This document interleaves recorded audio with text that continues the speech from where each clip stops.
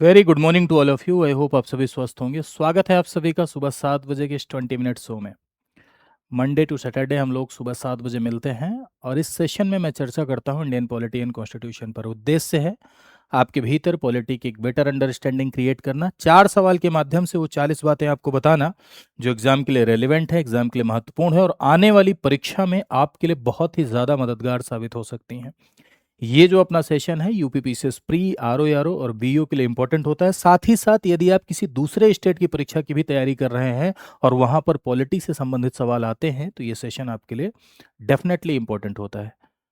तो आई होप आप सभी इस सेशन को एंजॉय करते होंगे। अगर आपको अच्छा लगता है तो कमेंट सेक्शन में ज़रूर बताया करिए और साथ ही साथ अपने दोस्तों के मध्य से शेयर भी किया करिए। मेरी जिम्मेवारी है कि 4 सवाल के माध्यम से मैं आपको 40 ऐसी बातें बताऊं जो बातें भविष्य में पॉसिबल क्वेश्चंस के रूप में, संभावित प्रश्नों के रूप में आएं और आपकी जिम्मेवारी है कि इस 20 मिनट शो को आप हिट कराएं। चलिए शुरू करते हैं। पहला सवाल देखिए आपकी स्क्रीन पर है। लोक अदालत के संदर्भ में निम्नलिखित कथनों पर विचार कीजिए, यानी लोक अदालत के संदर्भ में निम्नलिखित कथनों पर विचार कीजिए। सबसे पहला स्टेटमेंट आपका है, यह गांधीवादी सिद्धांतों पर आधारित है, it is based on the Gandhian principle. दूसरा लिखा हुआ है कि इसका निर्णय अपीलीय होता है, यानी डिसीजन को अपील किया जा सकता है, यानी हायर कोर्ट में चैलेंज किया जा सकता है। तीसरा लिखा हुआ है कि इन्हें कानूनी सेवा प्राधिकरण अधिनियम यानी national legal service authority act के तहत इसका गठन किया गया या इसकी वैधानिकता मिली या इसे लीगलाइज किया गया। 3 स्टेटमेंट आपके समक्ष हैं और इसमें आपको बताना है कितने सही है। देखो, अगर इसमें एक स्टेटमेंट सही होगा तो केवल एक। यहां पूछ रहा है कितने सही है, यहां ये नहीं पूछ रहा है केवल एक का मतलब ये। ठीक है, अगर इसमें तीनों सही होगा तो हम कहेंगे सभी तीन। ठीक है, केवल दो का मतलब यहां ये नहीं है कि ये सही। केवल दो का मतलब ये है कि इन तीनों में से केवल दो ही सही। अब चाहे दो सही हो जाए, चाहे ये दोनों भी सही हो जाएंगे ना, तब भी हम केवल दो लिख के आएंगे। ठीक है, कितने इसमें से सही हैं ये पूछ रहा है। ये एक नया ट्रेंड है क्वेश्चन का जो कि पिछले कुछ दिनों से यूपीएससी ने शुरू किया है, इस तरह से सवाल पूछना। तो चलिए, लोक अदालत के बारे में मैं यदि आपको बताऊं तो लोक अदालत हमारे भारत देश में एक ऐसी संस्था है, एक ऐसी अदालत है जिसका उद्देश्य है फ्री लीगल एड यानी निःशुल्क विधिक सहायता प्रदान करना। ऐसे लोग जिनके पास संसाधन नहीं है, ऐसे लोग जिनके पास रिसोर्सेज नहीं हैं, जो अवेयर नहीं हैं, उनको भी न्याय मिल सके, ये उद्देश्य है लोक अदालत का। लोक अदालत गांधीवादी सिद्धांतों पर आधारित है क्योंकि लोक अदालत एक तरीके की समझौता अदालत है।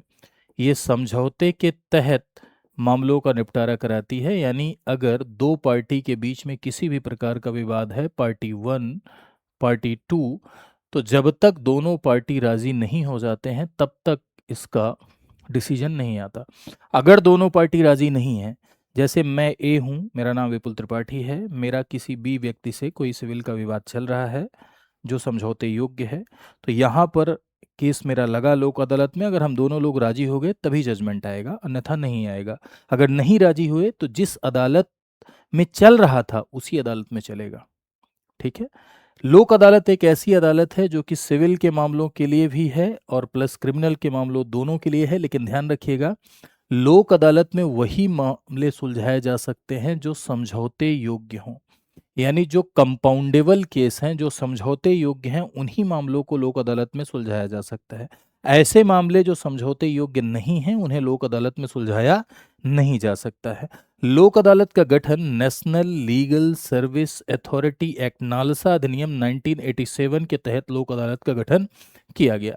लोक अदालत समझौता अदालत है, गांधीवादी अवधारणा पर आधारित है, ये बात बिल्कुल सही है। सिविल क्रिमिनल दोनों मामलों को निपटाया जाता है। कॉमन कोर्ट पर वर्डन कम करने के लिए, कॉमन कोर्ट मतलब ये आपका जो पिरामिड वाला कोर्ट है, सुप्रीम कोर्ट, उसके नीचे हाई कोर्ट, उसके नीचे फिर आपका क्या, सबॉर्डिनेट कोर्ट, तो ये आपकी सामान्य अदालतें हैं। सामान्य अदालतों पर बोझ कम करने के लिए सबसे पहला पॉइंट स्पीडी जस्टिस के लिए, त्वरित न्याय के लिए।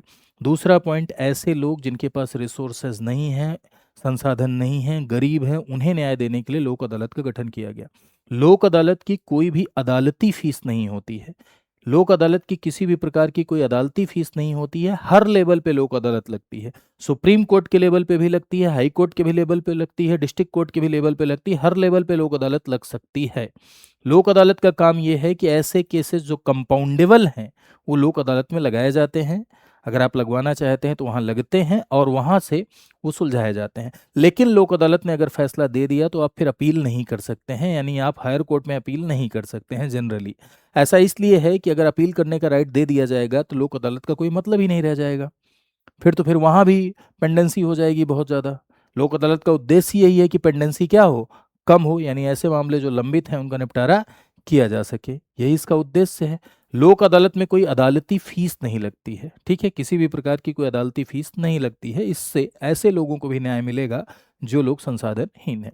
खैर, सवाल पर आते हैं। सवाल लिखा हुआ है गांधीवादी सिद्धांतों पर। जी हाँ, गांधी जी समझौते के आधार पर विवादों को निपटारा कराने के पक्षधर थे, तो ये गांधीयन प्रिंसिपल आधारित है। इसका निर्णय अपीलीय होता है, यानी इसका डिसीजन की अपील की जा सकती है, ये गलत हो जाएगा नहीं।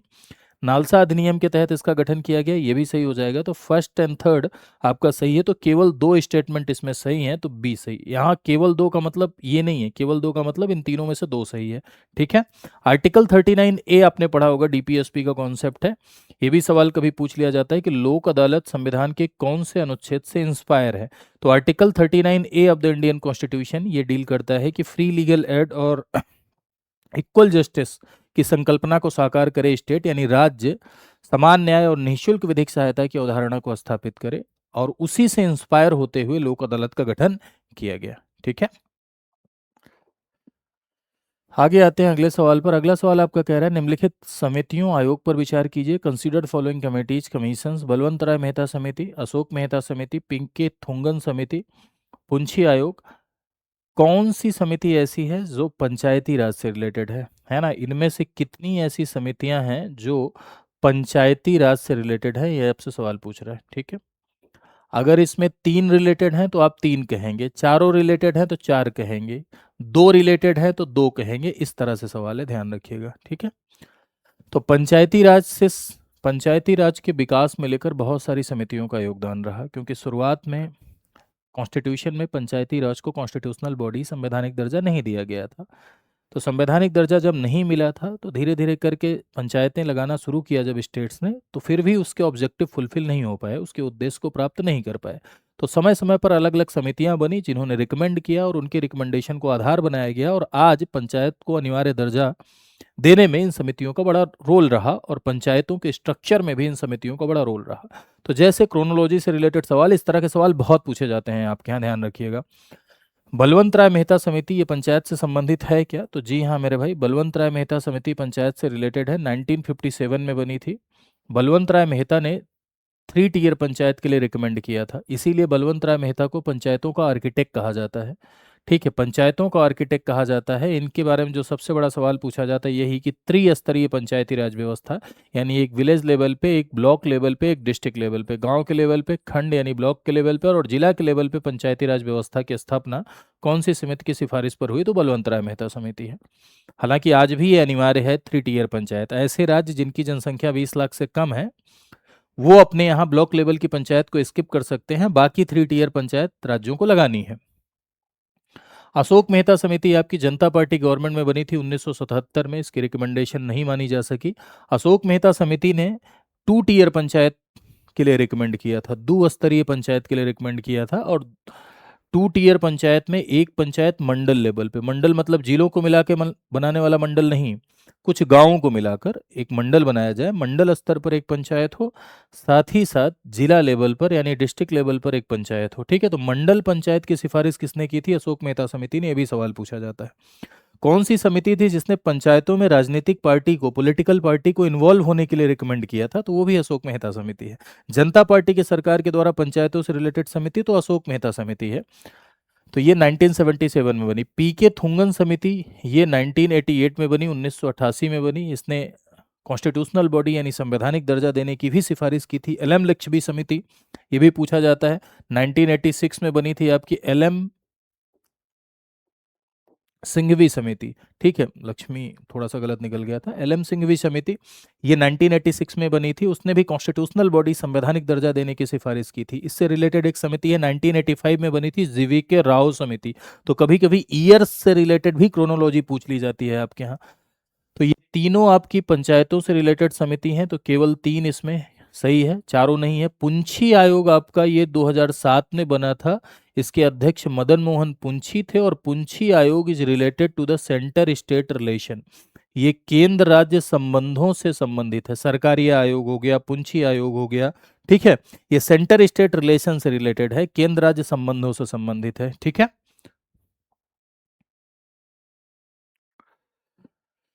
अगले सवाल पर आते हैं। देखिए, सरकारी आयोग का मैं नाम ले रहा था और सरकारी आयोग के संदर्भ में सवाल आ ही गया।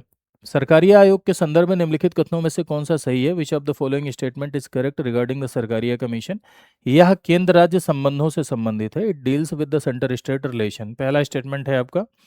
दूसरा, इसकी सिफारिशों पर अंतर्राज्यीय परिषद का गठन हुआ। The inter state council was formed on it's recommendation.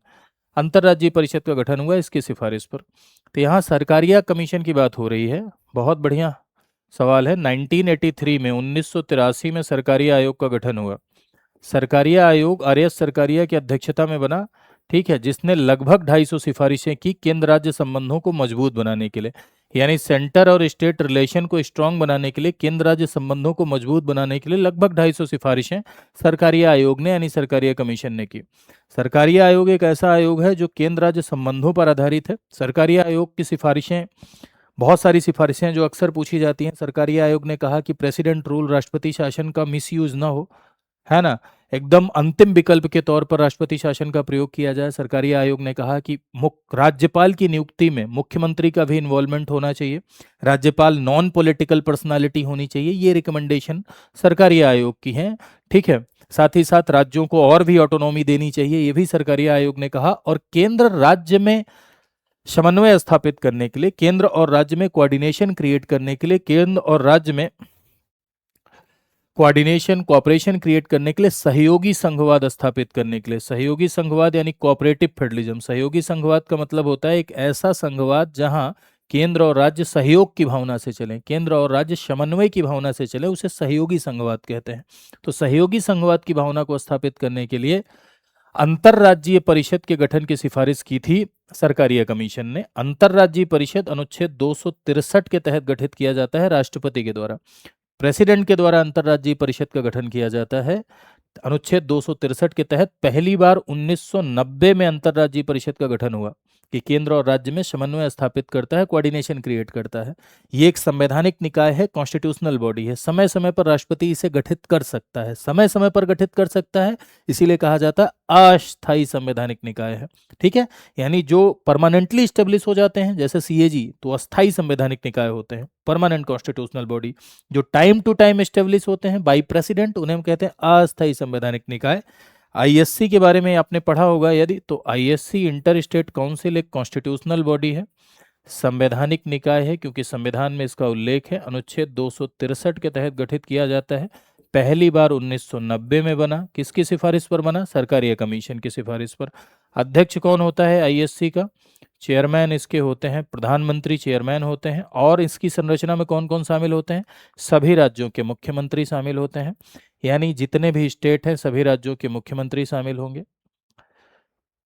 जो यूनियन टेरिटरी हैं, यूनियन टेरिटरी में जहां पर लेजिस्लेटिव असेंबली है, जहां पर विधानसभा है, यूनियन टेरिटरी में जो लेजिस्लेटिव असेंबली वाली विधानसभा है, ठीक है, यूनियन टेरिटरी में जो लेजिस्लेटिव असेंबली वाली विधानसभा है उसके मुख्यमंत्री शामिल होंगे। ऐसी यूनियन टेरिटरी जहां लेजिस्लेटिव असेंबली नहीं है, जहां विधानसभा नहीं है, उसके जो प्रशासक हैं, उसके जो एडमिनिस्ट्रेटर हैं वो शामिल होंगे। कोई ऐसा राज्य जहां राष्ट्रपति शासन लगा है तो उसके गवर्नर इसमें शामिल होंगे। साथ ही साथ प्रधानमंत्री के द्वारा नॉमिनेट 6 कैबिनेट मंत्री, 6 यूनियन कैबिनेट मिनिस्टर्स इसमें क्या होते हैं? शामिल होते हैं, और अध्यक्षता करते हैं ताऊ यानी अपने प्रधानमंत्री, ठीक है। तो ये संरचना होती है इंटर स्टेट काउंसिल की, अंतर्राज्यीय परिषद की। तो यहाँ पर मेरे भाई केंद्र राज्य संबंध से रिलेटेड है, सही हो जाएगा। अंतर्राज्यीय परिषद का गठन इसकी सिफारिशों पर हुआ, ये भी सही हो जाएगा। तो इसमें फर्स्ट एंड सेकंड दोनों क्या है आपका? राइट आंसर हो जाएगा। नेक्स्ट पर आते हैं। अगला सवाल आपका शेड्यूल से रिलेटेड है, यानी अगला सवाल अनुसूचियों से संबंधित है। भारतीय संविधान में 5वीं और 6ठी अनुसूची के प्रावधान निम्नलिखित उद्देश्यों के लिए बनाए गए।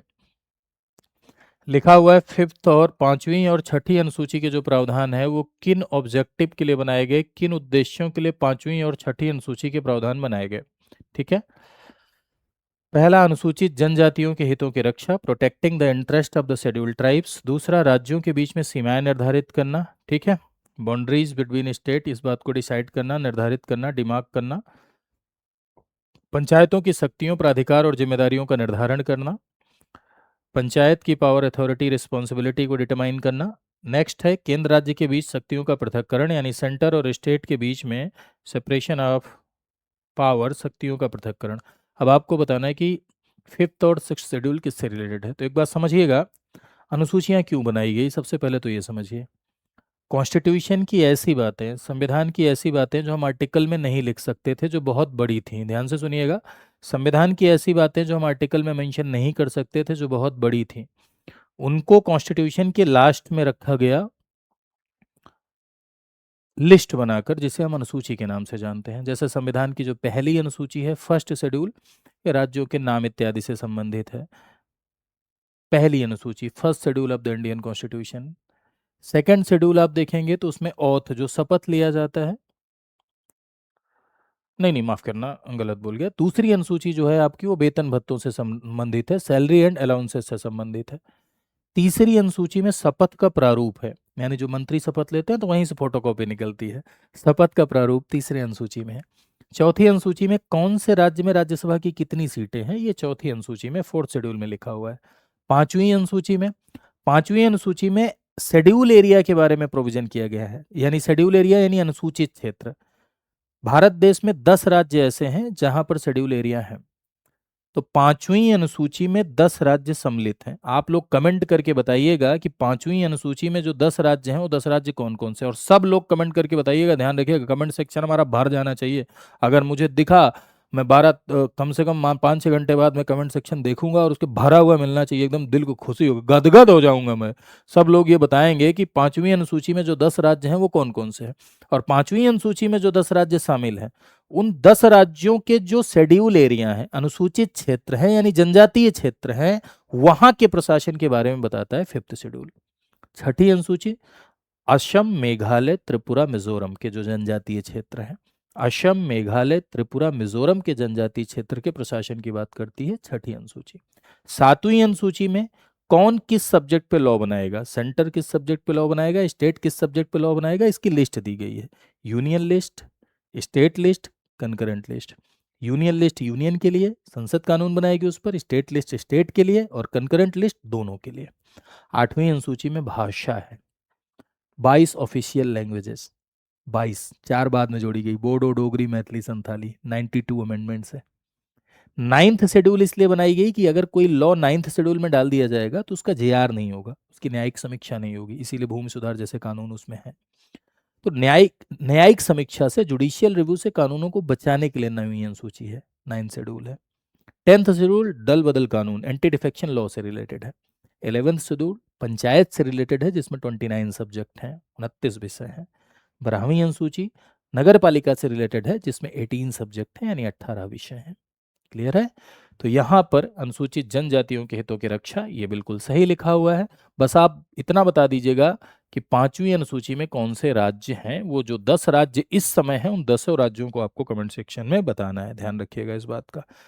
तो आई होप आपने इस सेशन को एंजॉय किया होगा। अगर आपको अच्छा लगा है तो जरूर कमेंट सेक्शन में बताइए और शेयर करिए। इस शो को हिट कराना आपकी जिम्मेदारी है मेरे भाई, और मैं आपसे ये अपेक्षा करता हूँ बड़ी ईमानदारी से कि आप मेरा सहयोग करेंगे और इस शो को हिट कराएंगे।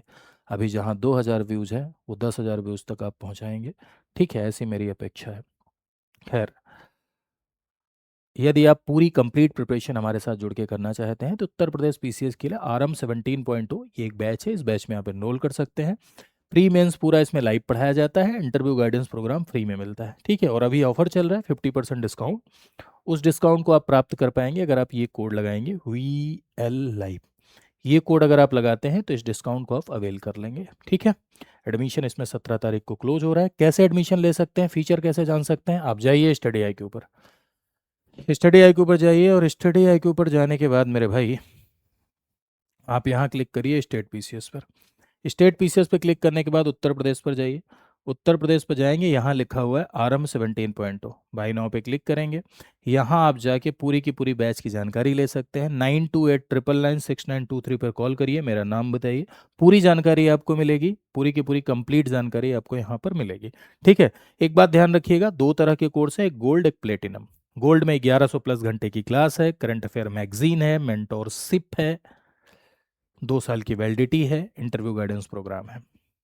और प्लेटिनम में ये गोल्ड के तो सारे फीचर हैं ही, साथ साथ एक फाउंडेशन बैच, एक प्री का बैच, एक एमसीक्यू का कोर्स, एक एनसीईआरटी का कोर्स, एक मेंस का कोर्स बिल्कुल फ्री है, प्लस 4 ईयर की वैलिडिटी है।